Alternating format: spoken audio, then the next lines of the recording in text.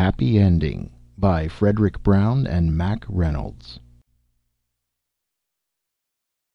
Sometimes the queerly shaped Venusian trees seemed to talk to him, but their voices were soft. They were loyal people. There were 4 men in the lifeboat that came down from the space cruiser. 3 of them were still in the uniform of the Galactic Guards. The 4th sat in the prow of the small craft, looking down at their goal, hunched and silent, bundled up in a greatcoat against the coolness of space, a greatcoat which he would never need again after this morning.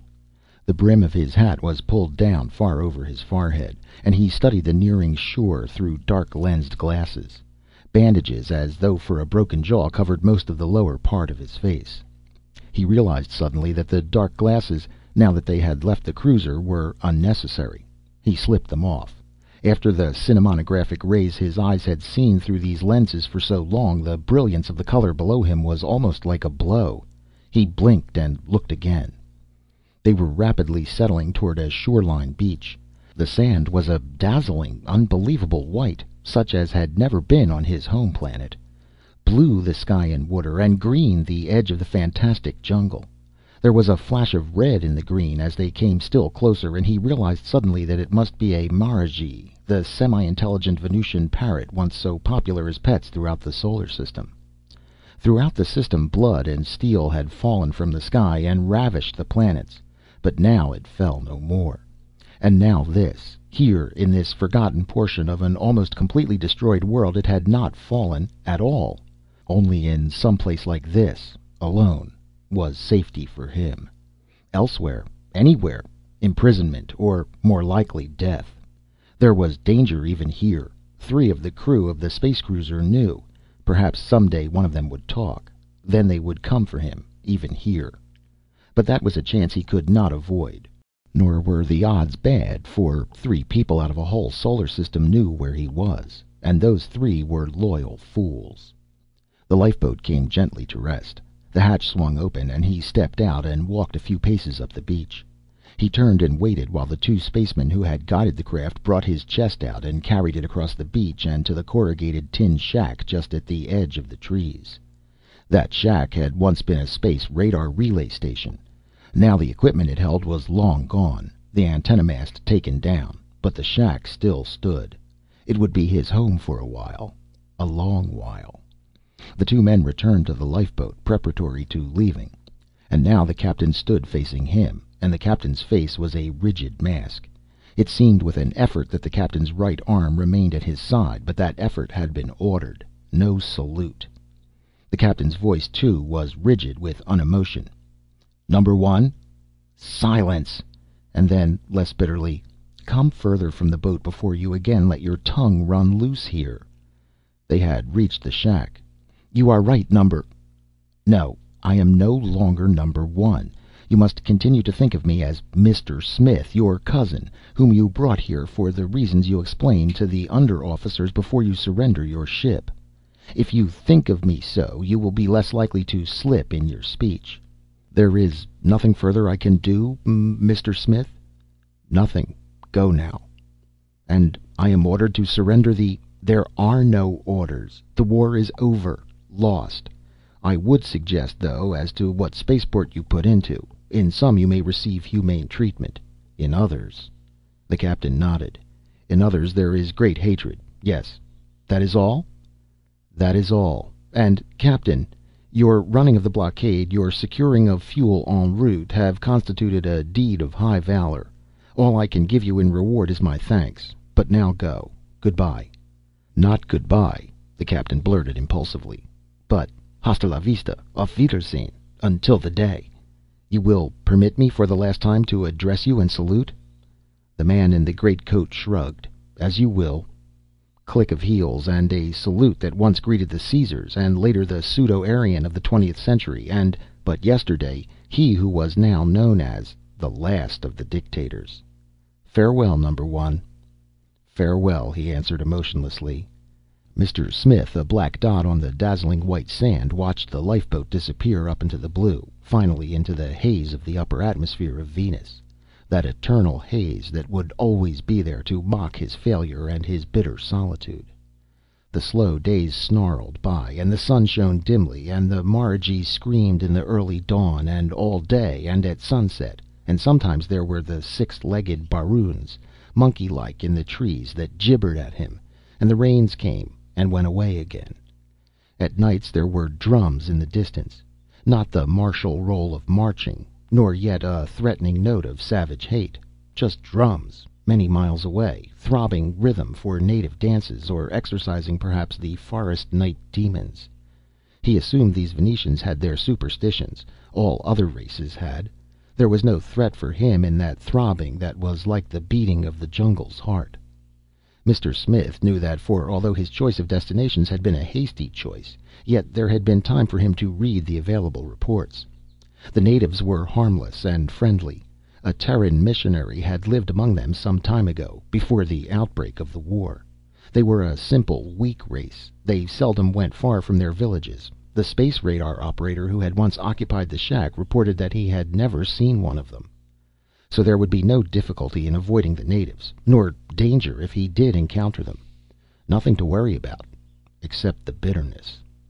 Not the bitterness of regret, but of defeat. Defeat at the hands of the defeated, the damned Martians who came back after he had driven them halfway across their damned planet. The Jupiter Satellite Confederation landing endlessly on the home planet, sending their vast armadas of spacecraft daily and nightly to turn his mighty cities into dust. In spite of everything, in spite of his score of ultra-vicious secret weapons and the last desperate efforts of his weakened armies, most of whose men were under 20 or over 40. The treachery even in his own army, among his own generals and admirals. The turn of Luna, that had been the end.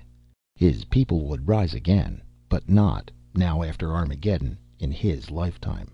Not under him, nor another like him, the last of the dictators. Hated by a solar system, and hating it. It would have been intolerable, save that he was alone. He had foreseen that, the need for solitude. Alone he was still number one. The presence of others would have forced recognition of his miserably changed status. Alone his pride was undamaged, his ego was intact. The long days, and the marigees' screams and slithering swish of the surf, the ghost-quiet movements of the baroons in the trees, and the raucousness of their shrill voices. Drums. Those sounds, and those alone. But perhaps silence would have been worse. For the times of silence were louder. Times he would pace the beach at night, and overhead would be the roar of jets and rockets, the ships that had roared over New Albuquerque, his capital, in those last days before he had fled. The crump of bombs, and the screams, and the blood, and the flat voices of his folding generals. Those were the days when the waves of hatred from the conquered peoples beat upon his country as the waves of a stormy sea beat upon crumbling cliffs.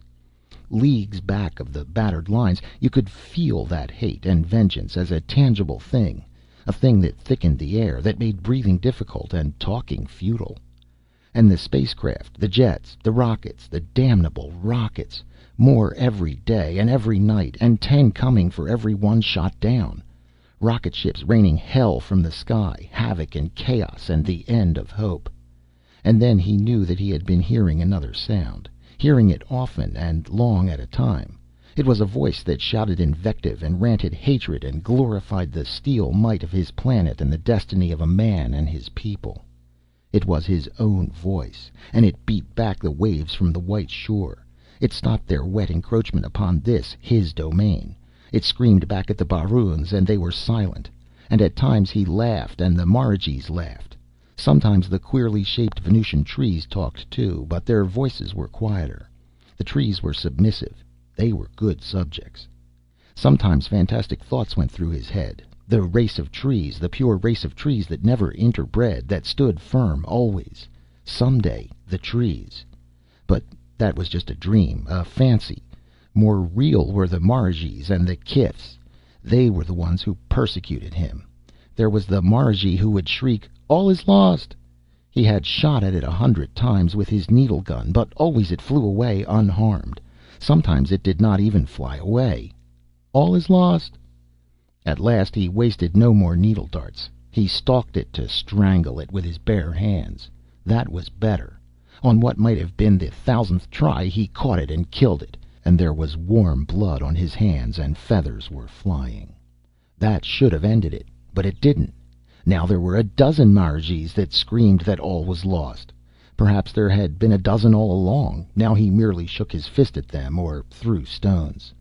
The kifs, the Venusian equivalent of the Terran ant, stole his food. But that did not matter. There was plenty of food. There had been a cache of it in the shack, meant to restock a space cruiser, and never used. The kifs would not get at it until he opened a can, but then unless he ate all of it at once, they ate whatever he left. That did not matter. There were plenty of cans, and always fresh fruit from the jungle, always in season, for there were no seasons here except the rains. But the kifs served a purpose for him. They kept him sane by giving him something tangible, something inferior, to hate. Oh, it wasn't hatred at first, mere annoyance. He killed them in a routine sort of way at first, but they kept coming back. Always there were kifs. In his larder, wherever he did it. In his bed. He sat the legs of the cot in dishes of gasoline, but the kifs still got in. Perhaps they dropped from the ceiling, although he never caught them doing it. They bothered his sleep. He'd feel them running over him, even when he'd spent an hour picking the bed clean of them by the light of the carbide lantern. They scurried with tickling little feet, and he could not sleep. He grew to hate them, and the very misery of his nights made his days more tolerable by giving them an increasing purpose. A pogrom against the kifs. He sought out their holes by patiently following one bearing a bit of food, and he poured gasoline into the hole and the earth around it, taking satisfaction in the thought of the writhings in agony below. He went about hunting kifs, to step on them, to stamp them out. He must have killed millions of kifs. But always there were as many left. Never did their number seem to diminish in the slightest, like the Martians. But unlike the Martians, they did not fight back. Theirs was the passive resistance of a vast productivity that bred kifs ceaselessly, overwhelmingly, billions to replace millions. Individual kifs could be killed, and he took savage satisfaction in their killing, but he knew his methods were useless save for the pleasure and the purpose they gave him. Sometimes the pleasure would pall in the shadow of its futility, and he would dream of mechanized means of killing them. He read carefully what little material there was in his tiny library about the kif. They were astonishingly like the ants of Terra, so much that there had been speculation about their relationship. That didn't interest him. How could they be killed en masse? Once a year, for a brief period, they took on the characteristics of the army ants of Terra. They came from their holes in endless numbers and swept everything before them in their devouring march. He wet his lips when he read that. Perhaps the opportunity would come then to destroy, and destroy. Almost, Mr. Smith forgot people and the solar system and what had been. Here in this new world there was only he and the kifs. The Baroons and the marigees didn't count. They had no order and no system. The kifs. In the intensity of his hatred there slowly filtered through a grudging admiration. The kifs were true totalitarians.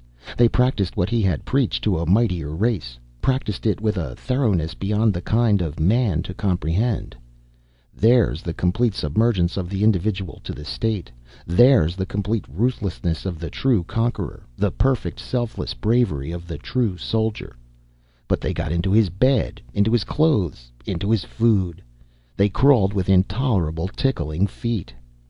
Nights he walked the beach, and that night was one of the noisy nights. There were high-flying, high-whining jet craft up there in the moonlight sky, and their shadows dappled the black water of the sea. The planes, the rockets, the jet craft, they were what had ravaged his cities, and turned his railroads into twisted steel, had dropped their H-bombs on his most vital factories. He shook his fist at them and shrieked imprecations at the sky. And when he had ceased shouting, there were voices on the beach, Conrad's voice in his ear, as it had sounded that day when Conrad had walked into the palace, white-faced, and forgotten the salute. "There is a breakthrough at Denver, number one. Toronto and Monterey are in danger. And in the other hemispheres," his voice cracked, "the damned Martians and their traitors from Luna are driving over the Argentine. Others have landed near New Petrograd. It's a rout. All is lost." Voices crying, "Number one, hail! Number one, hail!" A sea of hysterical voices. "Number one, hail! Number one. A voice that was louder, higher, more frenetic than any of the others. His memory of his own voice, calculated but inspired, as he'd heard it on playbacks of his own speeches. The voices of children chanting, "To thee, O Number One." He couldn't remember the rest of the words, but they had been beautiful words. That had been at the public school meet in the new Los Angeles. How strange that he should remember, here and now, the very tone of his voice and inflection, the shining wonder in the children's eyes. Children only, but they were willing to kill and die for him. Convinced that all that was needed to cure the ills of the race was a suitable leader to follow. All is lost. And suddenly the monster jet craft were swooping downward, and starkly he realized what a clear target he presented, here against the white moonlit beach. They must see him. The crescendo of motors as he ran, sobbing now in fear, for the cover of the jungle, into the screening shadow of the giant trees and the sheltering blackness. He stumbled and fell, was up and running again, and now his eyes could see in the dimmer moonlight that filtered through the branches overhead. Stirrings there in the branches, stirrings and voices in the night, voices in and of the night, whispers and shrieks of pain. Yes, he'd shown them pain, and now their tortured voices ran with him through the knee-deep, night-wet grass among the trees. The night was hideous with noise, red noises, and almost tangible din that he could nearly feel as well as he could see and hear it. And after a while his breath came raspingly, and there was a thumping sound that was the beating of his heart and the beating of the night. And then he could run no longer, and he clutched a tree to keep from falling, his arms trembling about it, and his face pressed against the impersonal roughness of the bark. There was no wind, but the tree swayed back and forth, and his body with it. Then, as abruptly as light goes on when a switch is thrown, the noise vanished. Utter silence. And at last he was strong enough to let go his grip on the tree and stand erect again, to look about, to get his bearings. One tree was like another, and for a moment he thought he'd have to stay here until daylight. Then he remembered that the sound of the surf would give him his directions. He listened hard and heard it, faint and far away. And another sound, one that he had never heard before, faint also, but seeming to come from his right and quite near. He looked that way, and there was a patch of opening in the trees above. The grass was waving strangely in that area of moonlight. It moved, although there was no breeze to move it. And there was an almost sudden edge, beyond which the blades thinned out quickly to barrenness. And the sound, it was like the sound of the surf, but it was continuous. It was more like the rustle of dry leaves, but there were no dry leaves to rustle. Mr. Smith took a step toward the sound and looked down. More grass bent and fell and vanished even as he looked. Beyond the moving edge of devastation was a brown floor of the moving bodies of kifs. Row after row, orderly rank after rank, marching resistlessly onward. Billions of kifs, an army of kifs, eating their way across the night. Fascinated, he stared down at them. There was no danger, for their progress was slow. He retreated a step to keep beyond their front rank. The sound, then, was the sound of chewing. He could see one edge of the column, and it was a neat, orderly edge, and there was discipline, for the ones on the outside were larger than those in the center. He retreated another step, and then quite suddenly his body was afire in several spreading places. The vanguard, ahead of the rank that ate away the grass. His boots were brown with kifs. Screaming with pain, he whirled about and ran, beating with his hands at the burning spots on his body. He ran head on into a tree, bruising his face horribly, and the night was scarlet with pain and shooting fire. But he staggered on, almost blindly, running, writhing, tearing off his clothes as he ran. This, then, was pain. There was a shrill screaming in his ears that must have been the sound of his own voice. When he could no longer run, he crawled. Naked now, and with only a few kifs still clinging to him, and the blind tangent of his flight had taken him well out of the path of the advancing army. But stark fear and the memory of unendurable pain drove him on. His knees raw now, he could no longer crawl. But he got himself erect again on trembling legs and staggered on, catching hold of a tree and pushing himself away from it to catch the next. Falling, rising, falling again, his throat raw from the screaming invective of his hate. Bushes and the rough bark of trees tore his flesh. Into the village compound just before dawn staggered a man, a naked Terrestrial. He looked about with dull eyes that seemed to see nothing and understand nothing. The females and young ran before him. Even the males retreated. He stood there, swaying, and the incredulous eyes of the natives widened as they saw the condition of his body and the blankness of his eyes. When he made no hostile move, they came closer again, formed a wondering, chattering circle about him, these Venusian humanoids. Some ran to bring the chief and the chief's son, who knew everything. The mad, naked human opened his lips as though he were going to speak, but instead he fell. He fell as a dead man falls, but when they turned him over in the dust they saw that his chest still rose and fell in labored breathing. And then came Alwa, the aged chief, and Nrana, his son. Alwa gave quick, excited orders. 2 of the men carried Mr. Smith into the chief's hut, and the wives of the chief and the chief's son took over the Earthling's care, and rubbed him with a soothing and healing salve. But for days and nights he lay without moving and without speaking or opening his eyes, and they did not know whether he would live or die. Then at last he opened his eyes, and he talked, although they could make out nothing of the things he said. Nrana came and listened, for Nrana of all of them spoke and understood best the Earthlings' language, for he had been the special protege of the Terran missionary who had lived with them for a while. Nrana listened, but he shook his head. "The words," he said, the words are of the Terran tongue, but I make nothing of them. His mind is not well." The aged Alwa said, "Aye, stay beside him. Perhaps as his body heals, his words will be beautiful words, as were the words of the father of us, who, in the Terran tongue, taught us of the gods and their good." So they cared for him well, and his wounds healed, and the day came when he opened his eyes and saw the handsome blue-complexioned face of Nrana sitting there beside him, and Nrana said softly, "Good day, Mr. Man of Earth. You feel better, no?" There was no answer, and the deep-sunken eyes of the man on the sleeping mat glared at him. Nrana could see that those eyes were not yet sane, but he saw too that the madness in them was not the same that it had been. Nrana did not know the words for delirium and paranoia, but he could distinguish between them. No longer was the Earthling a raving maniac, and Nrana made a very common error, an error more civilized beings than he have made often. He thought the paranoia was an improvement over the wider madness.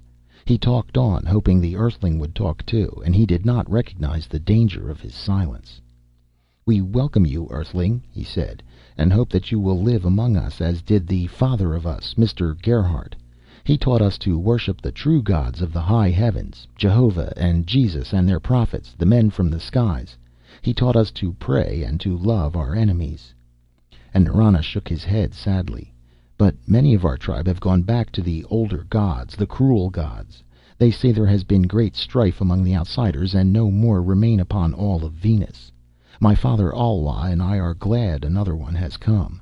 You will be able to help those of us who have gone back. You can teach us love and kindliness." The eyes of the dictator closed. Nrana did not know whether or not he slept, but Nrana stood up quietly to leave the hut. In the doorway he turned and said, "We pray for you." And then joyously he ran out of the village to seek the others, who were gathering bela berries for the feast of the 4th event. When with several of them he returned to the village, the Earthling was gone. The hut was empty. Outside the compound they found at last the trail of his passing. They followed, and it led to a stream, and along the stream until they came to the taboo of the green pool, and could go no farther.